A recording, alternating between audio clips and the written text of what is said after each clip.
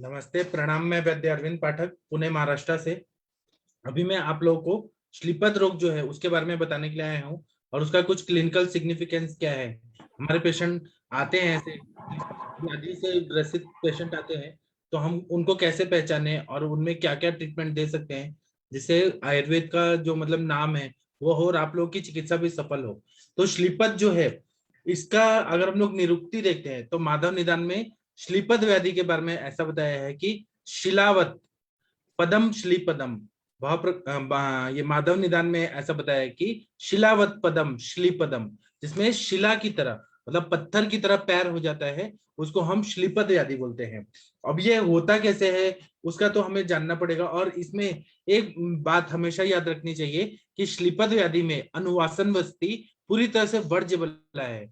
इसमें स्वेदन बताया है, कफकर चिकित्सा बताया है, लेकिन अनुवासन वस्ती जो है वह आमावस्था में एकदम वर्ज्यबल है, क्योंकि अगर हमने अनुवासन वस्ती दिया तो यह और व्याधि बढ़ जाती है और संप्राप्ति बढ़ के और यह असाध्य अवस्था में चली जाती है। श्लीपद व्याधि के 3 प्रकार होते हैं, वातज, पित्तज और कफज होते हैं। तो वो हम सारा विस्तार से देखेंगे। फिर कौन कौन से कल्प होते हैं जो इस पे बहुत अच्छा कार्यकारी रहते हैं। तो सबसे पहले श्लीपद व्याधि के बारे में ऐसा बताया गया है, अष्टांग हृदय उत्तर तंत्र में बताया है। जो 29 चैप्टर है उसमें ऐसा बताया है कि शनैः शनैः घनम शोफम श्लीपदम तत्प्रचक्षते।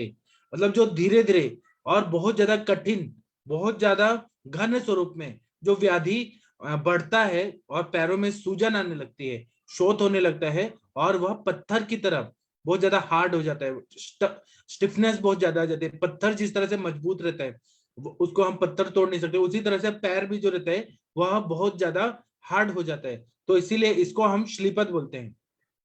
यह एक पारिभाषिक संज्ञा है, श्लीपद है ना, उसको पारिभाषिक संज्ञा है। और इसको अन्य ग्रंथों में गयदास जी की जो टीका है माधव निधन की, उसमें तो ये बहुत अच्छे से बताया है। लेकिन ना ये मधुकोशकार ने इतना बस यही बता दिया है कि शिला की तरह पत्थर की तरह बहुत ज्यादा हार्ड हो जाता है, इसलिए इसको श्लीपद व्याधि बोला है। उसी तरह से अगर हम माधव निदान में देखेंगे, क्योंकि चरक और सुश्रुत में इतना इसके बारे में नहीं बताया है, जब वाग्भट का काल था तब यह ज्यादा व्याधि होने लगा था, इसलिए वाग्भट के काल में इसके बारे में ज्यादा वर्णन आया है, और माधव निधन के काल में तो यह और बढ़ गया था, इसलिए माधव निधन में भी इसके बारे में बताया है। वाग्भट में उत्तर तंत्र 29 जो है उसमें ज्यादा इसके बारे में विस्तार से बताया है। अब हम आगे देखेंगे कि इसके 3 प्रकार क्या होते हैं। तो वातज, पित्तज और कफज, ये 3 प्रकार होते हैं। अब इसके हेतु क्या होते हैं वह जानना बहुत जरूरी है। तो श्लीपद रोगाधिकार जो है माधव निदान का, उसमें इसके हेतु बताए हैं कि पुराणोदक भूयिष्ठा सर्वतरषु च शीतलाः ये देशास्तेषु जायन्ते श्लीपदानि विशेषतः। मतलब बहुत दिन से अगर पानी जो है वह पानी साफ नहीं किया गया है और उसका सेवन पानी किया गया है, उसी तरह से पानी जो है वह इस ऐसे जगह पे बरस रहा है, कंटिन्यू बरस रहा है, जैसे कि आसाम वगैरह एरिया है या केरल के एरिया है। केरल में कंटिन्यू बारिश होती रहती है, और क्योंकि समुद्र का कोस्टल एरिया है। उसी तरह से आसाम का जो चेनापुंजी इलाका है जहां पर दलदली भाग है, वहां पर ये व्याधि बहुत ज्यादा हो जाती है, क्योंकि और जहां पर ठंडी का प्रमाण बहुत ज्यादा है और मनुष्यों ने अगर शरीर का शुद्धि नहीं किया, वमन विरेचन बस्ती नस्ते रक्त मोक्षण नहीं किया, तो उनके शरीर में यह जो कफकर आहार विहार का सेवन ज्यादा कर रहे हैं उनको, जिनके लिए कफकर आहार विहार साथ में नहीं है, उनको यह श्लीपद व्याधि हो जाती है।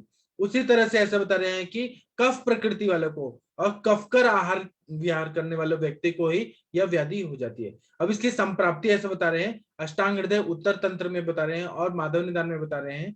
चरक संहिता में भी श्लीपद के बारे में बताया है, लेकिन वह थोड़ा सा बताया है, मतलब चिकित्सा स्थान में स्थान न देके इसको श्लीपद को केवल सूत्र स्थान में थोड़ा सा बताया, क्योंकि चरक के काल में थोड़ा व्याधि होता था, ज्यादा नहीं होता था। अगर ये महाभयंकर व्याधि होता तो चरक के काल में चिकित्सा स्थान में इसका स्थान मिलता, लेकिन चरक जी ने 12वें चैप्टर में थोड़ा सा 1-2 ही लाइन बताया है। तो इन्होंने ऐसा बता रहे हैं कि अष्टांग हृदय उत्तर तंत्र में ऐसा बताया कि प्रस्थिता वक्षणो वार्दी मधा कायम कपोल बणाः दोषा मासस्रगा पादो काले नाशित्य कुर्वते शनैः शनैः घनम शोफम श्लीपदम तत्र वक्षन्ते।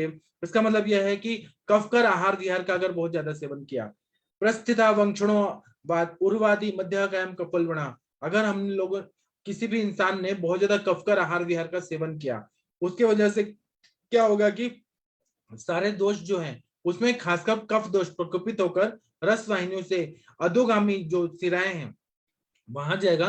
वहां प्रकोपित होने के बाद वंक्षण में, उरु में, जानू में, जंघा में, पिंडिकाएं जो हैं, काफ मसल, थाइज एरिया में, वह सब जाके वहां पे यह संचित होने लगता है। क्या संचित होता है? तो कफ संचित होने लगता है और वंक्षण से वह धीरे धीरे धीरे धीरे नीचे की तरफ पसरने लगता है और रक्त दुष्टि बहुत ज्यादा होने लगती है। उसके वजह से मांस और मेद में आश्रित होने लगता है। मांस धातु और मेद में आश्रित होने की वजह से यह शोथ होने लगता है। शोथ जो रहता है बहुत ज्यादा घन रहता है, बहुत ज्यादा सॉलिड की तरह रहता है, उसी तरह से स्थिर रहता है, वो इधर उधर हिलता उल्टा नहीं है। इसी तरह से ज्वर लक्षण भी श्लीपद में पाए जाते हैं। ज्वर जो रहता है वो शीत पूर्वक रहता है, मतलब ठंडी बरस के बुखार आता है, इसमें शीत पूर्वक स्वर ज्वर रहता है। और विसर्गी अगर इसका देखेंगे तो रात्र में बहुत ज्यादा ये पावरफुल रहता है, दिन के टाइम पे कम रहता है, लेकिन रात्रि में जब कफ बहुत ज्यादा ये हो जाता है, ठंडी पड़ने लगती है, तब यह बहुत ज्यादा बढ़ जाता है। दिन में गर्मी की वजह से यह कम रहता है। उसी तरह से इसमें माधव निदान में बताया है कि यह सजोरो वंक्षण जो वृषार्थी शोतो निर्णाम पादवतः क्रमेण तश्लीपदम स्यात् कर्ण के कर कर्ण नेत्र शिष्टिष्णो औष्ट नासावपी केचिदाहु। इसका मतलब यह है कि हम लोग केवल पैर का ही ना सोचे कि पैरों में ही श्लीपद है, ऐसा बिल्कुल मत सोचिए। मैंने जमदग्नि सर के पास देखा है कि पूरा स्कॉटल रीजन जो है वो एकदम कम से कम ना 300 किलो का स्कॉटल रीजन हो गया था, और वो पेशेंट को इतना तकलीफ हो रहा था, वो कैसे तो भी ऐसे ढक के लाता था, पूरा स्कॉटम में वो फैल गया था। तो सर ने बताया कि ये देखो एलिफेंटाइटिस है, इसको ही श्लीपद बोलते हैं। तो ऐसा बता रहे हैं कि इसकी उत्पत्ति हाथों में भी हो सकती है। हाथी मतलब एलिफेंट की तरह हाथ भी पूरा सूज जाता है, कान में भी हो जाता है ऐसा जो श्लीपद रहता है, नेत्रों में भी रहता है, ओष्ठ में भी रहता है, नासा में भी रहता है, मेढ्र में भी रहता है। तो ऐसा सुश्रुताचार्य जी ने भी बहुत अच्छे से वर्णन किया है।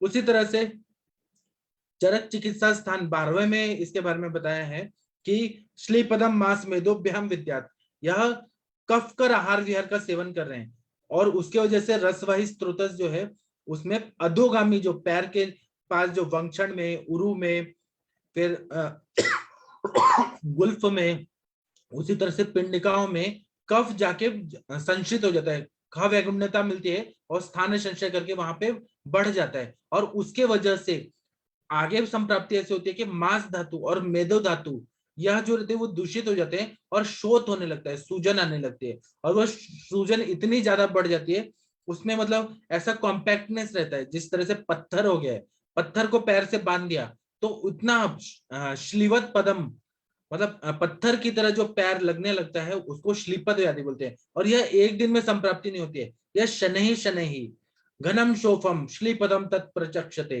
मतलब धीरे धीरे जो बढ़ता है और वो पूरी तरह से फैल जाता है, सूजन आ जाती है, इसीलिए इसको श्लीपद व्याधि बोलते हैं। इसी तरह से माधव निदान में ऐसा बता रहे हैं कि त्रीणि त्रीणि अपि एतानि जानीयात् श्लीपदानि कफोश्रयात् गुरुत्वम च महत्वम च यस्मन्नास्ति कफम बिना। श्लीपद के 3 टाइप बताए हैं, वातज, पित्तज, कफज, लेकिन यह मेन व्याधि कफज है। गुल्म व्याधि अगर देखेंगे तो वह, इसमें हम लोग वातज पित्तज कफज देखते हैं, लेकिन गुल्म व्याधि वायु का रहता है। ज्वर व्याधि पित्त का रहता है, रक्त पित्त व्याधि पित्त का रहता है, उसमें दोषों का अनुबंध रहेगा, ठीक है, लेकिन ये कफ की व्याधि है। तो चिकित्सा सूत्र भी हम देखेंगे ना तो स्वेदन बताया है, और भी जो चिकित्सा बताया है वो सारा कफ की चिकित्सा ही इसमें बताई गई है। इसी तरह से इन्होंने ये बोल रहे हैं कि श्लीपद जो रहते हैं उसको कफ की व्याधि क्यों बोले जाता है, क्यों? इसका कारण यह बताया है कि इसमें गुरुता रहती है, गौरव रहता है, बहुत ज्यादा स्थिरत्व रहता है, यह सब कफ की वजह से होता है। वहां पे जो संहनन होता है विकृत धातुओं का वह इतना ज्यादा होता है कि गुरुता आ जाती है, हैवीनेस आ जाता है, उसी तरह से स्थिरत्व आ जाता है, उसी तरह से वृद्धि होता है, धीरे धीरे क्रम से बढ़ने लगता है। और कफज अगर देखेंगे वातानुबंधी और पित्तानुबंधी, पित्त का अनुबंध रहता है, वात का अनुबंध रहेगा, पित्त का अनुबंध रहेगा तो दाह पाक लालिमा ये सब रहेगा, वायु का अनुबंध रहेगा तो वहां पे ब्लैकिशनेस आएगा, पेन रहेगा और स्टिफनेस बहुत ज्यादा रहेगा। कफ का रहेगा तो गुरुता रहेगा और वहां पर बहुत ज्यादा स्थिरत्व रहेगा, वृद्धि रहेगा कफ की वजह से। अब इसी को लक्षण में अगर देखेंगे तो माधव निदान में ऐसा बताया है कि वातजम कृष्ण रुक्षम च स्फुटितम तीव्र तीव्र वेदनम, मतलब वहां पे त्वचा जो रहती है श्लीपद में वो काली हो जाती है, रुक्ष हो जाती है, बहुत ज्यादा ड्राइनेस आ जाता है। इतना भी ड्राई नहीं आएगा, कफज की अपेक्षा में ड्राइनेस आ जाता है। उसी तरह से स्फुटितम, वहां पे स्किन जो रहते हैं वो क्रैक होके फटने लगते हैं। तीव्र वेदनम, तीव्र वेदना होने लगती है। अनिमित्त रुजम तस्य, मतलब बहुत ज्यादा कभी भी उसमें पेन होने लगेगा। अनिमित्त रुजम, निमित्त नहीं चाहिए, कभी भी वेदना होने लगती है। बहुशो ज्वर एवच, मतलब बहुत बार ज्वर आने लगता है। तो इसके वजह से हम लोग वातज श्लीपज जानते हैं। उसी तरह से पित्त श्लीपज में बताया है, पित्तजम पित्त संकाशम दाह ज्वर यतम मृदु, मतलब इसमें दाह रहता है, ज्वर रहता है, और वहां पर ना कलर चेंज होते तो रेडनेस बहुत ज्यादा आ जाता है। उसी तरह से मृदु रहता है, सॉफ्ट रहता है वो। वातज रहता है, वहां पे रुक्षता रहेगी, कफज में गुरुता रहेगी, इसीलिए डिफरेंशियल डायग्नोसिस करना इजी जाता है। उसी तरह से ऐसा बता रहे हैं कि यह पित्तज वाला जो है वो पीला रहेगा थोड़ा थोड़ा, या फिर पिताब, पीले रंग जैसा इसमें दिखने लगता है। इसी तरह से कफज श्लीपद बोलते हैं। कफज में ऐसा बोल रहे हैं कि श्लेष्मकम स्निग्ध वर्णम च श्वेतम पांडु गुरु स्थिरम। इसका मतलब यह है कि कफज श्लीपद यह स्थिर स्निग्ध रहता है, पांडु वर्णी रहता है, श्वेत वर्णी रहता है, और यह धीरे धीरे बढ़ने लगता है। इसमें ऐसा लगता है कि पूरी तरह से पत्थर की तरह हैवीनेस आ गया है, क्योंकि कफ है वो गुरुता ज्यादा करता है। वातज वाला रहेगा वो गुरुता नहीं, रुक्षता ज्यादा रहेगा उसमें। पित्त वाले में दाह और पाक रहेगा। इसी तरह से हम लोग तीन ही टाइप के श्लीपद व्याधि बताई हैं, और कफकर आहार विहार का ही सेवन, और दलदली भागों में रहना, ठंडी प्रदेश में रहना, उसी तरह से जहां पर कीचड़ कीचड़ है, पानी भी वैसा पीना जो क्लीन नहीं है, उसी जगह पे ये श्लीपद व्याधि ज्यादा होती है। इसीलिए बताया है कि जो अपना नदियों का जल है ना, तो उसमें आसाम ब्रह्मपुत्रा एरिया, तो जो नदियां हैं जो पूर्व से पश्चिम की ओर बहती हैं, उस एरिया में रहने वाले लोगों को ना ये ज्यादातर ये अपथ्य कारक रहती है, उन लोगों को श्लीपद रहता है। और जो ग्रंथों में लिखा है वो सच में रहता है, वहां के लोगों में ही ये पाया जाता है। जो पश्चिम से पूर्व की तरफ नदियां बहती हैं, जैसे गंगा नदी बहती हैं, वो गंगोत्री से बहती हैं, तो वहां के लोगों को नहीं होगा। वहां के जो नदी के किनारे रहते हैं, या फिर यमुना नदी वाले को नहीं होगा, गोदावरी नदी बहती है, ये सारे नदी वाले को नहीं होगा। जो लोग ना पूर्व से पश्चिम की ओर बहती हैं, और वो भी पर्वतीय इलाकों में जहां पर बारिश बहुत ज्यादा होती है, चेरापूंजी एरिया है, वहां पर दलदली एरिया है आसाम का बहुत ज्यादा, वहां पर ये श्लीपद व्याधि ज्यादा पाया जाता है। उसी तरह से इसका साध्य साधत्व देखेंगे तो माधव निदान में ऐसा बताया कि वल्मीक में वह संजातम कंटक रूपचीयते अवदात्मक महत्तक च वर्जनीयम विशेषता यच्च श्लेष्म आहार विहार जातम पुंसा प्रकृति आपी कफात्मकस्य सहस्रमुत्तन्न सर्वलिंगम सकंडुरम श्लेष्मतम विवर्ज्यम। इसका मतलब यह है कि जहां पर बहुत ज्यादा कंटक है, ऐसे से दाने दाने निकल जाए, जैसे लगे कि कांटे निकल रहे हैं, वैसे दाने दाने निकल जाए।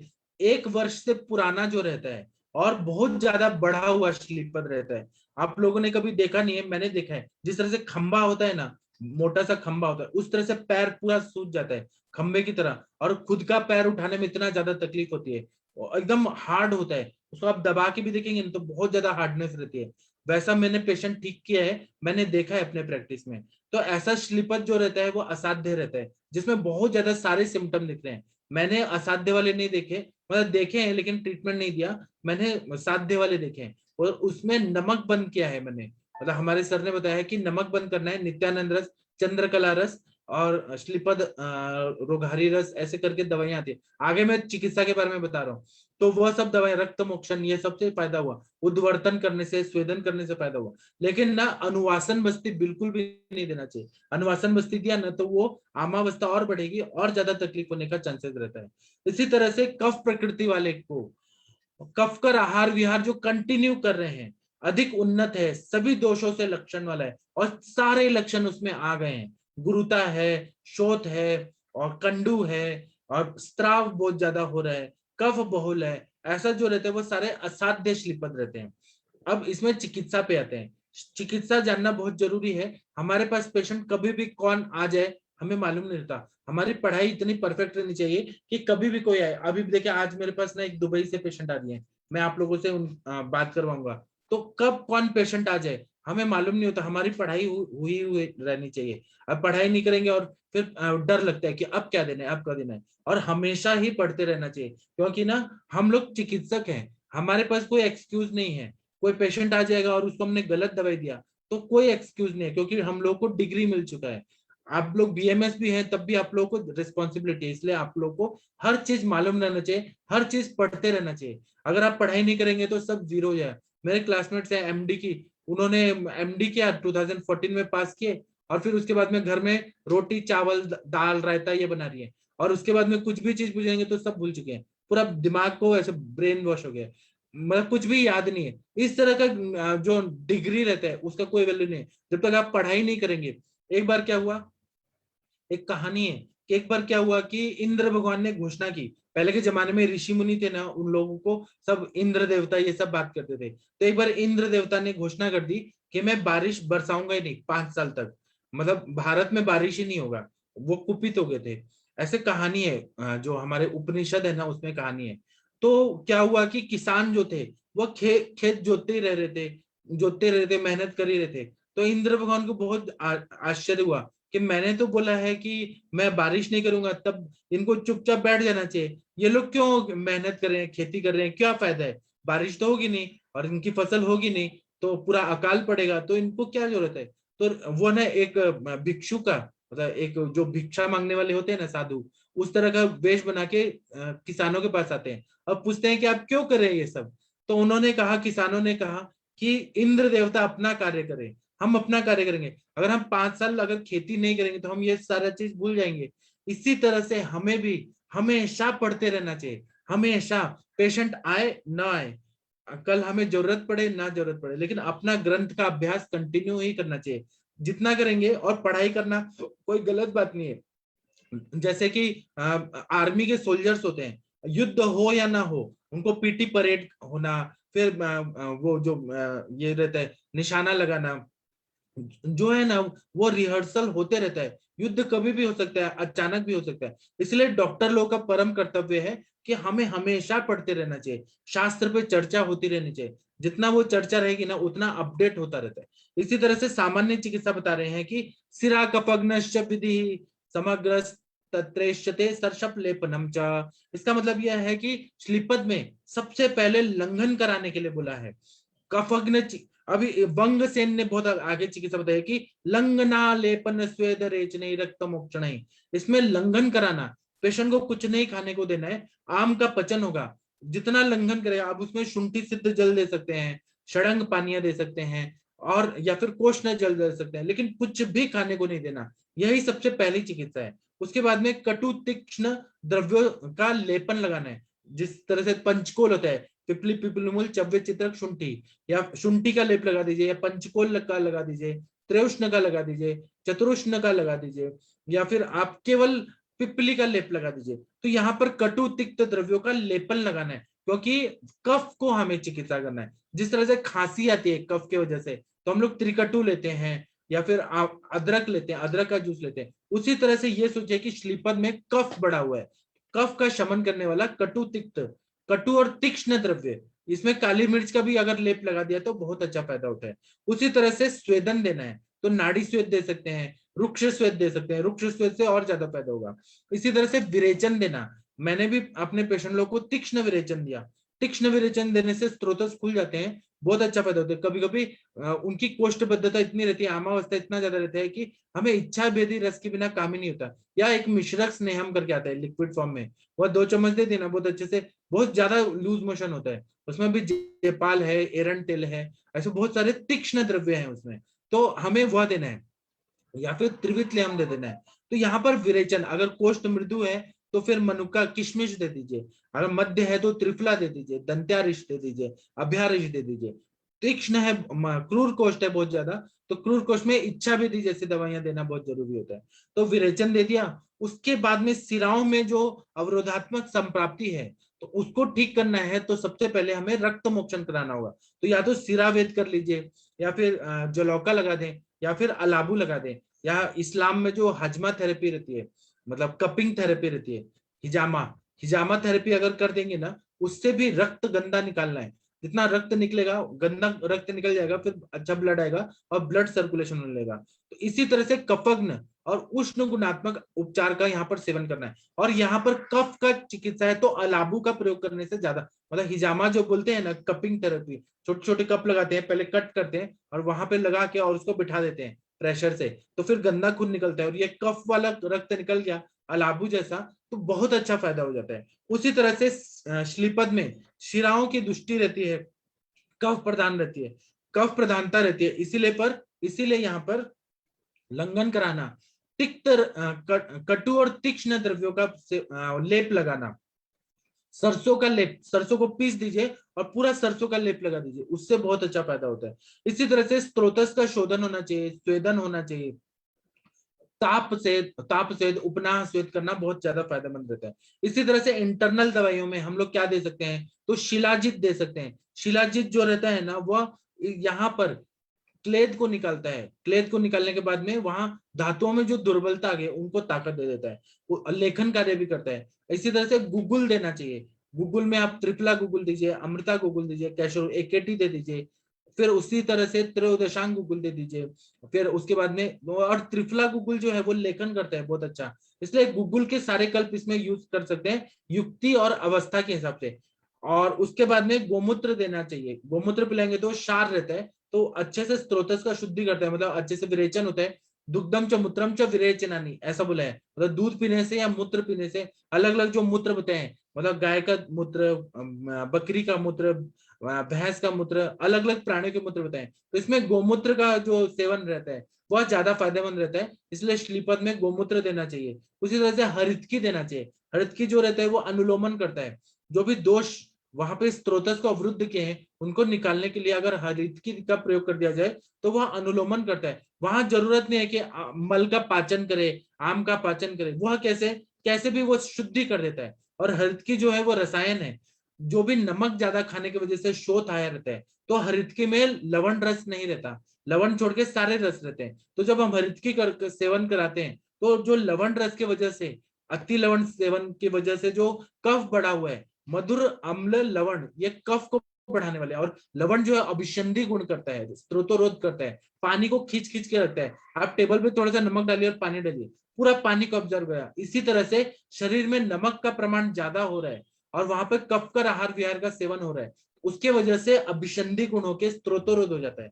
इसीलिए वहां पर अगर हरितकी को सेवन करा दिया जाए तो लवण को कॉम्पनसेट कर देगा, लवण का कॉम्पनसेट हो जाएगा तो अपने आप सर्व रसाभ्यासम बलकर, सभी रस बलकर होता है, तो रस धातु को भी बल मिलेगा, रक्त को भी, मांस मेद अस्थि मज्जा शुक्र, और जो रसायन द्रव्य होते हैं वो धात्वग्नि को भी बढ़ाते हैं, धातुओं का बल अच्छा करते हैं, रस को भी अच्छा बनाते हैं, रक्त को अच्छा बनाते हैं, मांस मेद अस्थि मज्जा शुक्र सभी को ही अच्छा करते हैं। इसलिए हरितकी जो है, हरितकी को पथ्या बोलते हैं, हर व्याधि में हरितकी का सेवन करने के लिए बोला है। लेकिन हरितकी और क्या है, रुक्ष है, यहाँ पर कफ के अपोजिट रुक्ष है, लेकिन हरितकी को 3 महीना से ज्यादा नहीं देना चाहिए, 3 महीना दे के थोड़ा ब्रेक करके फिर हरितकी देना चाहिए, नहीं तो वो शुक्र को भी नष्ट करता है रुक्षता की वजह से। यहाँ पर श्लीपद में कफ बढ़ा हुआ है, क्लेद बढ़ा हुआ है, स्त्रोतरोध है, तो वहां पर रुक्ष गुणात्मक सारे द्रव्य जैसे हैं, जैसे कि गुगुल है वो लेखन कार्य करते हैं, रुक्ष है। उसी तरह शिलाजित है, गोमूत्र है, श्लीपद हरितकी है, वह सब कफ को ध्यान में रख के चिकित्सा बताए। उसी तरह से गुड़ुची है, गुड़ुची रसायन भी है, गुड़ुची कटुका तिक्ता स्वादुपाका रसायनी संग्रहणी कषायोष्णा लग्नि बलामक दीपनी दोषत्राम त्रिविधा में काशंच पांडुताम कामला कुष्ठ वाताश्रय ज्वर कृमि वमिन हरित। तो गुड़ुची जो है तिक्त रस से वहां पर ना अग्नि को प्रदीप्त करता है, धातु अग्नि को प्रदीप्त करता है, धातुओं का बल बढ़ाता है, रसायन है, और रसगत आम का पचन या रक्तगत आम का, सारे जो धातुओं में धातुगत जो आम है उसको ये पचाता है। तो इसीलिए ना गुड़ुची जो है उसका प्रयोग करने से, और रक्त व स्त्रोतस में भी अच्छा काम होता है, रक्त को शुद्ध होना बहुत जरूरी है, सिराओं में सारा कफ भरा हुआ है, तो वहां पर सिराओं का कफ को विलयित करना चाहिए, तो इसीलिए हरितकी का प्रयोग किया है, सॉरी गुड़ुची का प्रयोग किया है। फिर जो करवीर होता है उसका प्रयोग किया है, करंज का, हल्दी का, दारू हल्दी का, एरंड, शिग्रू, वरुण, पुनर्नवा, दशमूल, देवदार, चित्रक, सरसों, धतूर, निर्गुंडी, सारे वात और कफ पे ध्यान रख के सारे मेडिसिन बताए। इंटरनल मेडिसिन में अगर आरोग्य वर्धिनी का प्रयोग कर दिया जाए, आरोग्य वर्धिनी जो है वो मल्टीपर्पज आरोग्य को बढ़ाने वाली दवाई है, वो यकृत को उत्तेजित करती है, सार किट विभाजन को अच्छा करती है, मलों को पूरी तरह से पचा के फिर निकालती है, और धात्वग्नि को भी प्रदीप्त है क्योंकि इसमें ताम्र भस्म है और इसमें नीम है, कुटकी है। तो और इसका नाम है आरोग्यवर्धिनी, तो ये स्त्रोतरोध को दूर करती है, धात्वग्नि लेवल तक इसका काम होता है और पूरा आम का पचन करती है, स्त्रोतरोध को दूर कर देती है, इसलिए आरोग्यवर्धिनी इसमें दे सकते हैं। एक चतुर्भुज कल्प होता है, मैंने एक बार पढ़ाया था, उसमें मैंने श्लीपद का उल्लेख किया था कि वह कफ पर बहुत अच्छा काम करता है, इसलिए चतुर्भुज कल्प दे सकते हैं। फिर त्रिभुवन कीर्ति दे सकते हैं, त्रिभुवन कीर्ति में वत्सनाभ होता है, वत्सनाभ जो रहता है वो पसीना लाता है और स्त्रोतस को खोलता है, और वत्सनाभ जो है वो उष्ण वीर्यात्मक रहता है। त्रिभुवन कीर्ति देंगे तो वात कफ संप्राप्ति को भंग कर देगा, वायु भी यहाँ पे रुका हुआ है और कफ तो रुका हुआ है ही, तो इसीलिए त्रिभुवन कीर्ति रस, और इसमें ज्वर भी आता है, तो इसीलिए ना जो ज्वर जैसी संप्राप्ति और लेकिन स्थान संशय होके दोष जमा हो जाते हैं पैरों में, पैरों में जमा होते हैं, मेढ्र में जमा होते हैं, हाथ में हो जाते हैं। मेरे पिताजी को बचपन में ये हो गया था, श्लीपद व्याधि हो गई थी हाथ में, तो क्या हुआ था, डॉक्टर्स ने कहा था कि अब ये बचेंगे नहीं, तो मेरे पिताजी बड़े बड़े डॉक्टर लोगों के पास गए, तो एक बीएचयू के डॉक्टर थे उस जमाने में 1955-56 में, वहां लेके गए मेरे दादाजी मेरे पिताजी को, तो उन्होंने कहा कि हम दवाई तो देंगे, आयुर्वेद की भी दवाई देंगे, एलोपैथी की भी दवाई देंगे, बीएचयू में ऐसा बताया गया था, लेकिन इनको नमक छोड़ना पड़ेगा। तो मेरे पिताजी का विल पावर इतना था, वो बोले कि अब मैं नमक खाऊंगा ही नहीं, तो उन्होंने क्या किया, पूरा एक साल मेरे पापा ने, एक साल दूध और रोटी खा के ही रहे, एक साल ऐसा किया, नमक एकदम बंद कर दिया, पूरा ठीक ही हो गए। उसके बाद में मेरे पापा ने बीएससी किया, बीएससी करने के बाद इंडियन एयरफोर्स का जो रिक्रूटमेंट का वो सब रहता है, वो एग्जाम पास किया, सब कुछ किया और एयरफोर्स में आए, तो एयरफोर्स में भी पता नहीं चला कि कभी ये श्लीपद हुआ था, जबकि असाध्य व्याधि है, लेकिन अगर नमक छोड़ दिया ना, नमक ही सबसे बड़ा बड़ा यहाँ घातक रहता है, तो मेरे पापा ने दूध और रोटी खा के उन्होंने किया था, और श्लीपद हाथ में हो गया था उनका, एक हाथ में पूरा हो गया था। अगर उन्होंने परहेज नहीं पाला होता तो शायद बच भी नहीं पाते, क्योंकि वो पूरी जगह से फैल रहा था। जितना परहेज पालते हैं ना उतना फायदा होता है, तो यहाँ पर त्रिभुवन कीर्ति का फायदा होता है। और भी दवाइयां क्या दिया था मेरे पापा को मालूम नहीं है, जो डॉक्टर ने दिया था उससे ठीक हुए। उसी तरह से गोमूत्र हरितकी का प्रयोग करने से फायदा होता है। गोमूत्र हरितकी जो है कवच पांडु में भी बताया है कि वह गोमूत्र से भावित किया हुआ हरितकी रहता है, वो दोषों को निकालता है, पूरा क्लींजिंग करता है पूरा। जब तक कवच पांडु में हम लोग स्त्रोतस को शुद्ध नहीं करेंगे घी पिला के, तब तक वह अच्छा से मतलब वहां पे बाद में अग्नि प्रदीप्त नहीं होगी और धातु का पोषण नहीं होगा, तो इसीलिए गोमूत्र हरितकी का कफ के लिए प्रयोग किया जाता है। यहाँ पर भी कफ को संप्राप्ति भंग करना है, इसलिए गोमूत्र हरितकी का प्रयोग कर रहे हैं। इसी तरह से भल्लातक के अलग अलग जो कल्प हैं, भल्लातक से बनाए हुए भल्लातका सब है, भल्लातक रसायन है, उन सब का प्रयोग, क्योंकि कटु कटु उष्ण रहता है और यहाँ कफ को विलेप करने के लिए कटु रसात्मक का प्रयोग करना बहुत जरूरी है, इसलिए भल्लातक और उष्ण वीर्यात्मक का प्रयोग है। उसी तरह से श्लीपदारी क्वाथ है, नित्यानंद रस है, यह सारे कल्प बहुत ज्यादा उपयोगी हैं। और सबसे अच्छा ग्रंथों में बताया है कि नित्यानंद रस जो है, जो ब्लड सर्कुलेशन को अच्छा करता है, स्त्रोतस को शुद्ध करता है, इसलिए उसका प्रयोग करने के लिए बताया है। लेप के लिए बता रहे हैं कि एक यहाँ पर कोम्बड़ नखी या कुकुट नखी, मतलब जो जिस तरह से ये रहती है मुर्गी रहती है ना, उसके नाखून जो रहते हैं वो नाखून की तरह उस वनस्पति के भी ऐसा स्ट्रक्चर रहता है, उसके पत्ते रहते हैं, तो वहां यहाँ पर बहुत मिलती है और यहाँ पर बहुत ज्यादा यूज होता है, तो उसका लेप लगाना है, या सरसों का लेप लगाना है, जो भी उष्ण रहे, एरंड के पत्तों का लेप लगाना है, या पत्र पुटली श्वेत की तरह वहां पे स्वेदन देना है, पत्र पुटली श्वेत की तरह, तो उससे बहुत अच्छा फायदा होगा। और अगर इसका प्रयोग करें ना तो बहुत अच्छा फायदा। अब ना विशेष चिकित्सा बता रहे हैं, विशेष चिकित्सा में ऐसा बता रहे हैं कि स्नेह स्वेदोपनाहंशा श्लेष्म पदे नीले भिषक कृत्वा गुल्फोपकरी सिराम विदेतु चतुरंगुले, मतलब यहाँ पर वात श्लीपद है, वायु का श्लीपद है, तो यहाँ पर स्नेहन करना है, क्योंकि वायु का रुक्ष गुण बढ़ा हुआ है, तो ऊपर ही ऊपर ना हम लोग पुट्टम चुक्यादि तेल, मुरी वेणा तेल, सरसों का तेल, ऐसे स्नेहन करने वाले, और जो उष्ण रहे वैसे तेल लगाना है, फिर स्वेदन देना है, फिर उपनाह करना है। उपनाह में आप लोग को पता है कि हम लोग जौ का आटा लेते हैं या मसूर दाल का आटा लेते हैं, और उसमें थोड़ा सा अतसी डालते हैं, तीसी डालते हैं, फिर थोड़ा सा तिल डालते हैं, और भी हरिद्रा दारू हरिद्रा वगैरह डाल के उसको भून देते हैं, कपड़े में पोटली बना के, कपड़े में डाल के पोटली बना के उसका गरम गरम सेक लेते हैं, या फिर वहां बांध के रखते हैं, गरम गरम ऐसा बांध देते हैं, कुछ लोग लेप के रूप में बांधते हैं, कुछ लोग सूखा ही बांध देते हैं। कैसे भी करेंगे ना तो ये उपनाह स्वेद देने से, और वो तीसी जो रहते हैं, तिल रहते हैं, वो गरम रहते हैं। जब हम उपनाह की तरह बांध देते हैं उसको, तो वह अंदर ही अंदर ना स्त्रोतस को खोल देता है, पका के, मतलब क्लींजिंग करता है वहां पे, इसलिए उपनाह का प्रयोग करना है। उसी तरह से गुल्फ प्रदेश के 4 अंगुल ऊपर ना ये सिरा वेद करके और रक्त निकालना है। रक्त मोक्षण करना वातज श्लीपद में बहुत अच्छा बताया है। और गोमूत्र को एरंड तेल के साथ मिक्स करके और पीने के लिए देना है, तो ना वातज श्लीपद में बहुत अच्छा फायदा होता है। इसी तरह से चतुर्भुज कल्प जो है वो अगर वातज श्लीपद में दे तो बहुत अच्छा फायदा होता है। नित्यानंद रस अगर दे तो बहुत अच्छा फायदा होता है। श्लीप पदारी क्वाथ करके एक दवाई आता है, मार्केट में मिलता है। ये जो भी मैं बता रहा हूँ, चतुर्भुज कल्प ये भी मिलता है, नित्यानंद रस भी मिलता है, श्लीप पदारी क्वाथ भी मिलता है। इसका प्रयोग करें तो बहुत अच्छा फायदा होता है। इसी तरह से प्रीत श्लीपद की चिकित्सा बता रहे हैं कि गुल्फस्याधः शिराम विदेश श्लीपदे पित्त संभवे पित्त अग्निचक्रियाम कुर्यात पित्तार्बुद विसर्पवित। इसका मतलब यह है कि गुल्फ के नीचे जो सिराएं हैं, इसमें गुल्फ संधि के ऊपर के 4 अंगुल यहाँ पे बात में बताया, लेकिन यहाँ पर नीचे की गुल्फ संधि से नीचे जो है वहां के सिराओं को वहां पे रक्त मोक्षण करें या सिरावेद करें। रक्त मोक्षण के लिए जलौका जो है वो पित्त का बहुत अच्छा फायदा करता है, मतलब जलौका का प्रयोग करें तो पित्त श्लीपद में ज्यादा फायदा होगा। इसी तरह से पित्तज अर्बुद की जो चिकित्सा है या पित्तज विसर्प की जो चिकित्सा है, उसी का एप्लीकेशन करना है कि यहाँ दाह और पाक को कम करना है।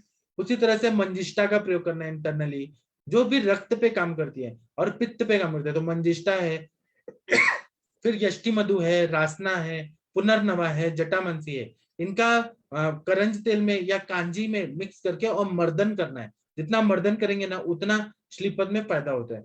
इसी तरह से कफ श्लीपद में बता रहे हैं कि कफ हर ऐसे मेडिसिन का प्रयोग करना है, तो इसमें वृद्ध दारुक योग करके एक मेडिसिन मिलता है यहाँ पे महाराष्ट्र में, उसका प्रयोग करना है। आरोग्य वर्धनी का प्रयोग करना है। चंद्र प्रभावटी, त्रिफला गुगुल, इनका प्रयोग करना है। कुकुट नखी गुगुल करके एक आता है यहाँ पर, कोमण नखी गुगुल, मतलब जो मैंने बताया कि मुर्गी के जो नाखून रहते हैं उसी तरह के नाखून जैसा मॉर्फोलॉजी का वैसा एक वनस्पति आती है जिसको कुकुट नखी बोलते हैं। उससे बनाए गूगल कल्प में मिक्स करके और बनाया हुआ कुकुट नखी गूगल यहाँ मार्केट में मिलता है, उसका प्रयोग करने से फायदा होता है। इसमें पत्र पोटली श्वेत का फायदा होता है। नित्यानंद रस का बहुत अच्छा फायदा होता है। परहेज में जीर्ण शालीषष्टिक चावल देना चाहिए, फिर यव देना चाहिए, कुल्थी देना चाहिए, फिर परवल देना चाहिए जो तिक्त रसात्मक है, लहसुन देना चाहिए क्योंकि लहसुन जो रहता है वो आवरण जन्य संप्राप्ति को फायदा करता है। यहाँ पर कफ और वायु का आवरण जन्य भी संप्राप्ति होता है और स्त्रोतसों में अवरोध हो जाता है, अवरोधात्मक, इसलिए लहसुन जो रहता है वो बहुत अच्छा फायदा करता है। करेला का फायदा होता है, पुनर्नवा का फायदा होता है। और उसी तरह से अपत्य क्या नहीं खाना चाहिए, तो पिष्टमय पदार्थ जैसे मिठाइयां हैं, फिर पिज्जा है जिसमें बहुत ज्यादा चीज रहता है, फिर बेकरी आइटम्स नहीं खाना, फर्मेंटेड आइटम्स नहीं खाना, फिर पिज्जा तो बिल्कुल भी नहीं खाना क्योंकि वो पूरा सड़ा हुआ मैदा की तरह उससे बनाया जाता है। मैदा के पदार्थ बिल्कुल भी नहीं खाना है। दूध और दूध के पदार्थ पूरी तरह से वर्ज करना है। दूध बिल्कुल भी नहीं देना। मैंने जब मैं एमडी कर रहा था तो मेरे एक क्लासमेट कलीग के पास, मतलब वो जिन सर के पास जा रहा था वहां पर एक आए थे पेशेंट, तो उसने क्या बोला कि सर थे नहीं उनके जो टीचर थे, इसने बोल दिया, डॉक्टर ने पूछा, पेशेंट ने पूछा कि दूध पीना है क्या, तो इसने बोल दिया हाँ पीना है। इसने किताब देखा नहीं था और एमडी स्टूडेंट था। तो पेशेंट ने दूध पीना शुरू किया। जब वो आया 15 दिन बाद फॉलोअप के लिए, पूरा पैर और डबल सूज गया था। तो इसलिए दूध बंद करना है, दूध के पदार्थ बंद करना है। तो उनके सर ने डांटा कि तुम मेरे एब्सेंस में गलत सलत डाइट मत बताओ। और जो असिस्टेंट रहते हैं ना कोई डॉक्टर के, वह लोग जो रहते हैं बहुत ज्यादा गड़बड़ कर देते हैं, इसलिए ना डॉक्टर के सलाह से ही इलाज करना चाहिए। तो दूध और दूध के पदार्थ बंद करना है। गुड़ नहीं खाना है, आनुक मांस नहीं खाना है, मधुर अम्ल रस के द्रव्य नहीं खाना है, पिच्छल और अभिसंधि पदार्थ नहीं खाना है, और विंध्य पर्वत से निकलने वाली जो नदियां हैं उसका पानी नहीं पीना, या फिर ऐसे पानी नहीं पीना जो पूर्व से पश्चिम की ओर जो बहती हैं, जैसे कि ब्रह्मपुत्रा नदी है उसका पानी बिल्कुल नहीं पीना है ऐसे रोगी को। अगर उन्होंने पिया तो ये बीमारी कभी नहीं ठीक होगा। और आंध्र प्रदेश में रहने वाले जो जैसे हिली एरिया में रहने वाले हैं, ऊटी हो गया, या फिर वहां पे अलग अलग जो ठंडी प्रदेश में होने वाले जो जगह है वहां पर बिल्कुल भी वहां पे रहना बंद करना है। कहाँ रहना है, तो रेगिस्तान है, राजस्थान वगैरह में जाए और वहां रहें, तो गर्मी की वजह से वहां पर ना ये श्लीपद व्याधि को ठीक करने में आसानी होती है। इसी तरह से ऐसा बता रहे हैं कि वातज जो श्लीपद रहता है इसमें चतुर्भुज कल्प जो रहता है वो 4 से 6 गुंजा तक अगर दें खाना खाने के बीच में, मतलब 2-3 गिलास खा लिया और तब ये हम लोगों ने चतुर्भुज कल्प या नित्यानंद रस दिया तो बहुत अच्छा फायदा होता है। पित्तज अगर श्लीपद है तो सुशेखर रस अगर हमने आधा से 2 गुंजा दिया तब उसमें बहुत अच्छा फायदा होता है। दूध बिल्कुल भी नहीं देना चाहिए, दूध अभिसंधि होता है, भैंस का दूध तो और अभिसंधि होता है, बिल्कुल भी दूध नहीं देना है जो श्लीपद के पेशेंट आते हैं। और कफ का शमन करने वाली चिकित्सा पे ध्यान देना है। इसी तरह से कफज में आरोग्यवर्धनी जो है खाना खाने के पहले देना है। उसी तरह से त्रिभुवन कीर्ति देना है, वह 2 से 4 गुंजा तक देना है। कम ज्यादा डोज कर सकते हैं पेशेंट की अवस्था से। उसी तरह से वृद्ध दारुक योग करके एक दवाई आता है उसका प्रयोग कर सकते हैं। उसी तरह से भल्लातक का प्रयोग कर सकते हैं। फिर शिलाजित का प्रयोग करने से बहुत अच्छा फायदा होता है। चिकित्सा में सबसे पहले व्याधि प्रतिनिक अगर चिकित्सा करना है तो स्वेदन देना बहुत अच्छा फायदा होता है। तो इसमें नाड़ी स्वेद दे सकते हैं, ताप स्वेद, उपनाह स्वेद कर सकते हैं, या फिर वालुका स्वेद कर सकते हैं। साल लवण स्वेद मतलब जो नमक के खड़े खड़े होते हैं, पत्थर जैसे जो नमक आते हैं, हम जब छोटे थे तो वो ना 4 आने रुपए किलो, 4 आने का किलो मिलता था। अभी क्या रेट है मालूम नहीं। और भुज से जो गुजरात है ना वहां से वो डायरेक्ट आते हैं। तो वो जो पत्थर जैसा लवण होता है उसको गर्म करके कढ़ाई में और फिर कपड़े में डाल के पोटली डाल के और उसका सेक लेना है। या जो ईंट होता है ना, ईंट ईंट के छोटे छोटे टुकड़े करने हैं और उसको गर्म करके कढ़ाई में और फिर कपड़े पे डाल के उसका सेक लेना है। या फिर हाँ खड़ा नमक, या फिर ना वालुका स्वेद, या जो पिसा हुआ जो ईंट का पाउडर होता है, चूरा होता है, उसको गर्म करके, क्योंकि वो हीट एब्जॉर्ब करके रखता है ज्यादा देर तक, तो इसी तरह से स्वेदन देना है। दूसरा है स्त्रोतोरोधी चिकित्सा करना है, आम का पचन करना है, विरेचन करना है। अगर क्रूर कोष्ठी है तो इच्छा भेदी रस, मिश्रक स्नेहम या त्रिवितलेहम ऐसी दवाइयां देनी है। अगर मध्य कोष्ठी है तो त्रिफला, हरित की, ये सब दवाइयां देनी है। अगर और फिर दोषों के हिसाब से भी देखना है, कोष्ठ भी देखना है दोषों के हिसाब से। और दोष कफ का दोष है तो गोमूत्र हरित की देना है। अगर पित्त है तो त्रिवितलेहम देना है। और बात वाला है तो उसमें एरंड स्नेह देना है। और मतलब स्नेह, एरंड स्नेह दे रहे हैं वो तो विरेचन कर रहा है, वो बॉडी में नहीं रह रहा है। लेकिन एरंड तेल के अलावा और कोई स्नेह से विरेचन नहीं कराना है। मतलब अगर हम लोगों ने जैसे तिलवा घृत वगैरह है तो वो वर्ज बोला है, वो एब्जॉर्ब नहीं होना चाहिए। एरंड जो रहता है ना, एरंड एब्जॉर्ब नहीं होता, वो जितना पिया ना उतना सब निकल जाता है। बाकी तिलवक घृत हो गया, या फिर हम लोग विरेचन के महातिक्त घृत देते हैं, वो बिल्कुल वर्ज्य है। यहाँ पर स्नेहन जो है आभ्यंतर रूप से या बाह्य रूप से, या बस्ती मतलब स्नेहन करना है तो उष्ण तेलों से करना है। और बस्ती के रूप में भी अनुवासन बस्ती नहीं देना है, अनुवासन बस्ती से बढ़ता है। इसी तरह से त्रिदोषज अगर रहा तो वह असाध्य बताया गया है। उसी तरह से पंचकर्म में विरेचन कषाय देना है, कुटकी हो गया, नीम हो गया, बासा हो गया, जो भी तिक्त रसात्मक द्रव्य जो विरेचन करते हैं उनका प्रयोग करना है। उसी तरह से एरंड स्नेह भी अलाउ किया है, क्योंकि एरंड स्नेह शरीर में टिकता नहीं है, वो पूरी तरह से विरेचन करा के निकल जाता है। उसी तरह से शिरा मोक्ष ऐसा चिकित्सा बताया है। लेप में धतुर पत्र, धतुरा जो रहता है उसका पत्ते का और पुनर्नवा और वरुण का मिक्स करके चटनी जैसा कल्क बना के उसका लेप करना है। या फिर पत्तों को गर्म करके सरसों के तेल में और ऊपर डाल के और बांध देना है। इससे जो स्वेदन होगा वह भी बहुत अच्छा फायदा होगा। उसी तरह से वेदनाहर तेल, कोई भी मुरीवणा तेल हो गया, कुट्टम चुक्यादि तेल हो गया, महाविष्कर्भ तेल हो गया, इसका वो भी महाविष्कर्भ तेल कितना कटु रहता है और उष्ण रहता है, वैसे तेल का ही अभ्यंग अलाउड है। उसी तरह से उपनाह से ताप स्वेद, इसका प्रयोग करने से फायदा होता है। इसी को ना अलग अलग ग्रंथों में बहुत कुछ बताया है डीप में। सुश्रुत में ऐसा बताया है कि कुटकी का प्रयोग करने से फायदा होता है। सुश्रुत बताते हैं कि गुडुची का प्रयोग करने से फायदा होता है। शुंठी, विडंग, दारू हृद्रा और चित्रक का प्रयोग करने से, चित्रक जो होता है कटु कटु उष्ण रहता है, उसका प्रयोग करने से बहुत अच्छा फायदा होता है। लेप में चित्रक का प्रयोग करें, भद्र दारू करके एक दवाई है उसका मिक्स करके लेप लगाएं। विडंग का प्रयोग करें, मरीच, काली मिर्च का अगर लेप लगा देंगे तो बहुत अच्छा फायदा होता है। अर्क का फायदा होता है, शुंठी का, चित्रक का लेप लगा देना तो बहुत अच्छा फायदा होता है। या लवण का आप क्या करिए कि विडंग, मरीच, अर्क, शुंठी, चित्रक इन सबको पीस के उसमें नमक डालिए, नमक डला के जैसे चटनी टाइप हो जाएगा उसका लेप लगा देंगे तो लवण रस जो रहता है ना वो कफ को विलयित करता है, स्त्रोतस को शुद्ध करता है। तो यहाँ पर इसका प्रयोग करने से फायदा होता है। इस तरह से सरसों का तेल का प्रयोग करने से फायदा होता है। पुत्ती करंज का प्रयोग करने से फायदा होता है। पुत्रंग जीवक करके वनस्पति होती है उसका करने से भी फायदा होता है।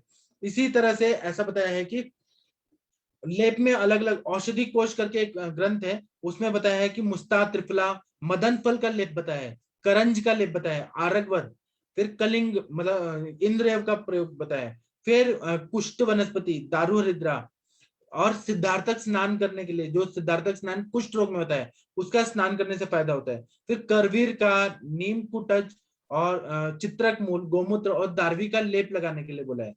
इसी को श्लोक में बता रहे हैं कि, श्लोक बाद में पढ़ूंगा, सरसप का कल्प बता रहे हैं, मनाशिला का, मरीच का, करंज का, गोमूत्र का। और इसमें बता रहे हैं कि अगर रसायन देना है जब पेशेंट ठीक हो जाता है तो भल्लातक रसायन दे दें वर्धमान मात्रा में, पेशेंट को साथ में उस हिसाब से देख के, या पिपली रसायन दे दे तो बहुत अच्छा फायदा होता है। अब जो मैंने बताया ना उसी को सुश्रुत संहिता में क्या क्या बताया, तो श्लीपा चिकित्सा भाई सुश्रुताचार्य, उन्होंने सुश्रुत चिकित्सा 19 में बताया। सुश्रुत के टाइम पर श्लीपद व्याधि बहुत था, उन्होंने मतलब चरक में तो एक दो लाइन में ही बता दिया है, काय चिकित्सक होने के बाद भी चरक में चिकित्सा स्थान में स्थान नहीं है। सुश्रुत के टाइम पर यह था, और सुश्रुत जो थे वो शल्य चिकित्सक थे, तो शल्य चिकित्सक होने की वजह से उनके पास श्लीपद के बहुत सारे पेशेंट आते थे कि हमें क्या चिकित्सा करना है, तो उन्होंने बताया कि स्नेह स्वेदोपन्ने तू श्लीपदे अनल जय कफे विषक कृत्वा गुल्मो गुल्फो परिसेराम विधेतु चतुरंगुले, मतलब यहाँ पे स्नेह, स्नेहन देना है, स्वेदन देना है, उसके बाद में गुल्फ संधि रहती है, उसके 4 अंगुल ऊपर यहाँ पर सिरावेद करना है। सिरावेद करने से बहुत अच्छा फायदा है, दूषित रक्त निकल जाएगा, अच्छा ब्लड आएगा तो सर्कुलेट होगा, इसलिए इसका प्रयोग बताया है। इसी तरह से बता रहे हैं कि वातिक में बता रहे हैं, समाप्य तीर देहम बस्ती विषमो पाचरित, निरूह बस्ती का प्रयोग करना है, और वो भी शोधन बस्ती का प्रयोग जिसमें मदन फल डाला हुआ है, मदन फल डाल के और एरंड तेल डाल के वो शोधन बस्ती का इसमें प्रयोग बताया है, या गोमूत्र युक्त जो बस्ती रहती है वह बस्ती देने से फायदा होता है। इसी तरह से बता रहे हैं कि त्रिभिट डाल के उसमें बस्ती में डालें और वह जो शोधन करे उस तरह का प्रयोग करना है। कफ पित्तज में बता रहे हैं कि गुल्फस्यादः सिरा विधेयत श्लीपदे पित्त संभवे पित्तग्नि से क्रियाम कुर्यात पित्तार्बुद विसर्पवत, मतलब गुल्फ संधि के नीचे जितनी भी सिराएं हैं उसको वेदन करके रक्त निकाल दें, और अर्बुद की तरह और विसर्प की तरह अगर चिकित्सा किया पित्तज श्लीपद में तो बहुत अच्छा फायदा होता है। कफज में बता रहे हैं कि सिराम सुविदित्वा विधेयत अंगुष्टे श्लेष्मिक विषक, अंगुष्ठ के पास में पैर के जो अंगुष्ठ है वहां से सिराएं जो रहती है उसको विद्ध करके और विद्ध कर्म करके और रक्त को निकालना है। उसी तरह से वहां करने के बाद कुटकी, अमृता, गुड़ुची, शुंठी, विडंग, दारू हरिद्रा, चित्रक, ये सब का लेप लगाना है। चित्रक का लेप के बारे में ज्यादा बताते हैं, और लवण का लेप लगाने से बहुत अच्छा फायदा होता है। सरसप तेल पीने के लिए बोला है, अगर तेल पीने के लिए कुछ बोल रहे हैं तो सरसों का तेल पिएंगे तो इंटरनली वो संप्राप्ति बनेगी, बाकी कोई दूसरा तेल अलाउड नहीं है, बस्ती में भी अलाउड नहीं है। उसी तरह से पुत्ती करंज का पत्र का प्रयोग बताया है। इसी तरह से वाग्भट में भी यही सारा चीज को रिपीट किया है, इसलिए मैं उसको रिपीट नहीं करूंगा। और श्लीपद चिकित्सा में अगस्त हरित की यह बहुत अच्छा रहता है, इन्होंने बोला है कि फलश्रुति धन्यवाद, मतलब इसका जो सारांश है यह बताया कि अगस्त हरितकी का अगर प्रयोग किया जाए, अष्टांग संग्रह चिकित्सा स्थान 79 में अगस्त हरितकी के बारे में बताया है कि श्लीपद में वो बहुत अच्छा दवाई है, उसको करने से फायदा होता है। उसी तरह से अनुवासन वर्ज बोला है, बिल्कुल भी अनुवासन नहीं देना है, और इसमें वमन कराना अच्छा रहता है, बच्चा सिद्ध घृत करके और फिर वमन करा दें, या फिर और उसके बाद में जब पेशेंट ठीक हो जाए तब वचा सिद्ध घृत, वचा इसलिए डाला हुआ है क्योंकि कटु कटु उष्ण रहता है, संज्ञा स्थापन रहता है, तो वहां पर जो नर्स रहते हैं उनको ना ताकत मिले, इसलिए वचा सिद्ध घृत का पान, मतलब पेशेंट ठीक हो जाए अब पुनर्भव के लिए वहां पे ये बताया है। उसी तरह से शिलाजित जित का प्रयोग बताया है रसायन के रूप में, पेशेंट ठीक होने के बाद उसको दिया है। शिवा गुटिका जो है वह देना है, सिरा दुष्टि की चिकित्सा बताया है वह करना है। इसी तरह से महातिक्त घृत जो है, जब निरामावस्था आ जाती है, स्त्रोत खुल जाते हैं, तब कंटिन्यू पेशेंट महातिक्त घृत को लगाएं तो वह करने से बहुत अच्छा फायदा होता है। और बाकी वाग्भट की चिकित्सा, अष्टांग संग्रह की चिकित्सा सेम ही है, शब्द अलग है लेकिन चिकित्सा यही है। अब मैं आप लोग को अनम्यूट करता हूँ, आप लोग आइए और कुछ संभाषा करते हैं। आप लोग एक बार देखिए, आप लोग अनम्यूट हो पा रहे हैं क्या? Yes sir. हाँ, आपने श्लीपद के पेशेंट देखे हैं क्या अनुरिता जी? सर ट्रीट करती हूँ मैं, मेरे पास क्या में है। क्या क्या सिम्टम रहते हैं और क्या ट्रीटमेंट देती हैं? सर आपने वो जो वात कफज बताया ना, एग्जैक्टली मतलब तकरीबन 2 साल उसका ट्रीटमेंट चला, लेकिन पेशेंट अफोर्डिंग नहीं थी, तो आपने ये जो जितने योग बताए ना उसमें से मैंने पत्र पुट्टली, उसके बाद में त्रिभुवन कीर्ति जैसे ही द्रव्य उस वक्त में, क्योंकि उसको थोड़ा भी बुखार आने के बाद में उसका पूरा शोध, मतलब उसका पूरा कमर के नीचे के पैर से लेके अंगुष्ठ तक पूरा उसका था, लेकिन जब उसने ट्रीटमेंट छोड़ा तो घुटने के नीचे सिर्फ एंकल जॉइंट वहां तक उसका वात कफज था, और शोथ भी बहुत अलग उसका होता था, मतलब इतने अलग अलग उसमें दिखते थे। अगर उसको बुखार आया, उसने एलोपैथिक कुछ लिया कि उसकी जो सूजन है वो पैथिक हो जाती थी, मतलब रेड कलर का और बाकी।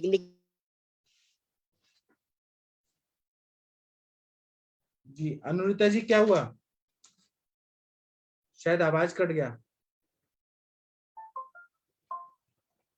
ठीक है, और किसी ने देखा है क्या श्लीपत के पेशेंट? दिया था, लेकिन अभी आपने जो बताया तो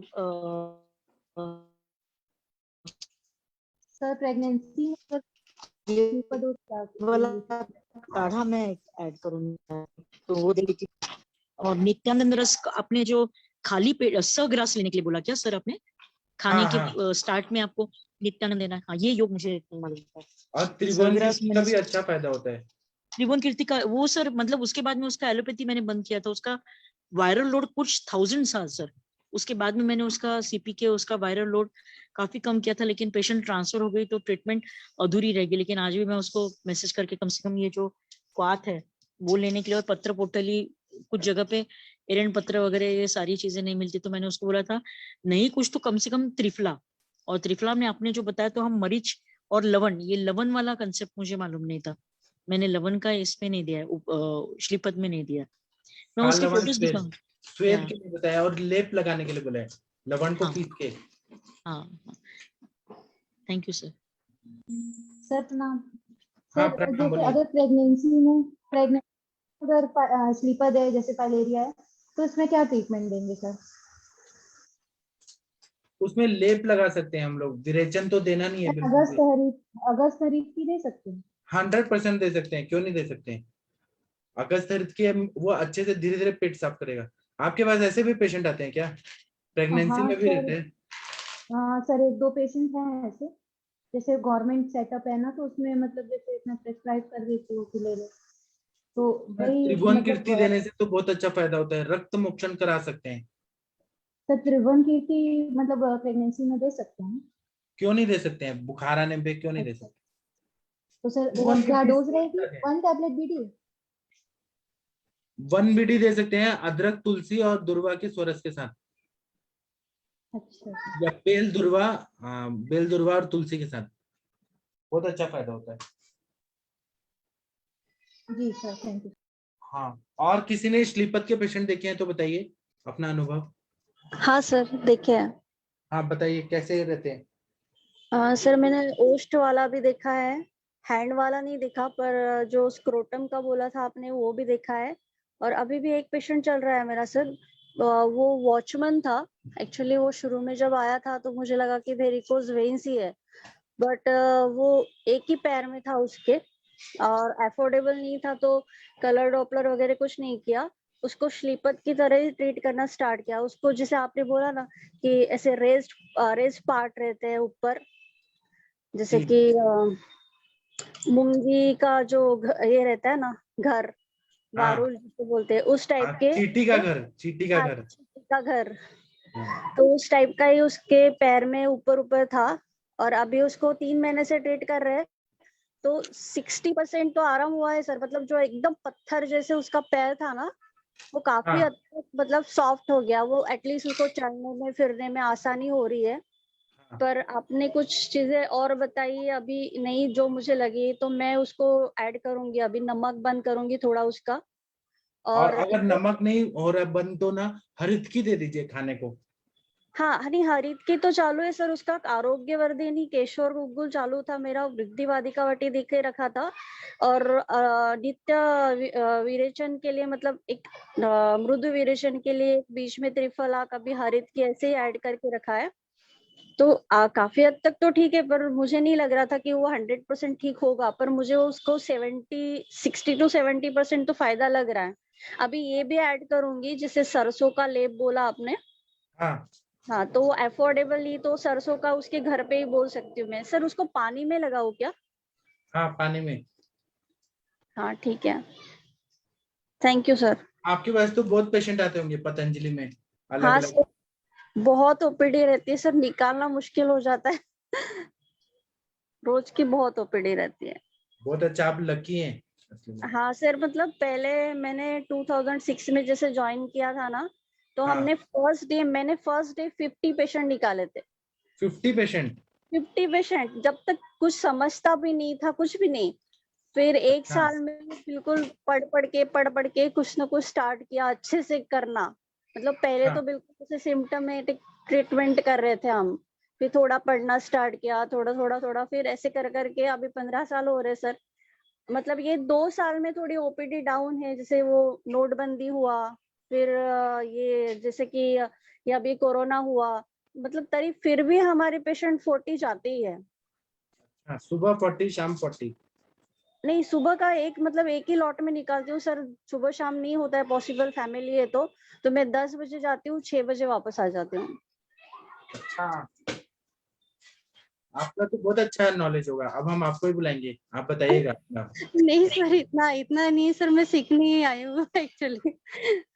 अभी क्या है, आप पेशेंट तो देख रही हैं, लेकिन ना जो यहाँ शास्त्रों की चर्चा होती है उससे हाँ आपको सर, थोड़ा और बहुत क्लियरिटी बहुत होती है। क्लियर हो रहा है सर, बहुत क्लियर हो रहा है, बहुत हेल्प हो रही है। मतलब कि जैसे पहले कैसे मैं ऐसे लाक्षणिक चिकित्सा मोस्टली हो जाती थी, फिर समझो उसको आराम नहीं मिल रहा है तो भी फिर ऐसे समझ में नहीं आता था कि अभी क्या करूं। अभी कैसे हो रहा है ना कि जैसे ड्यूटी जाती हूँ, पेशेंट आया तो पूरा मतलब जैसे हम सुबह से लेके शाम तक जो भी हम बातें करते हैं अपने ग्रुप में या संभाषा में, तो फिर वो याद आ जाती है सर। और पूरा कैसे रस रक्त पे ध्यान देना है, अपने को कौन सा धातु देखना है, ये सबसे ज्यादा अच्छा लग रहा है अभी। कि मतलब एकदम से डायरेक्टली मेडिसिन अभी नहीं, मुझे ये ड्रग ऑफ चॉइस करना है, ये आसान हो गया सर एकदम।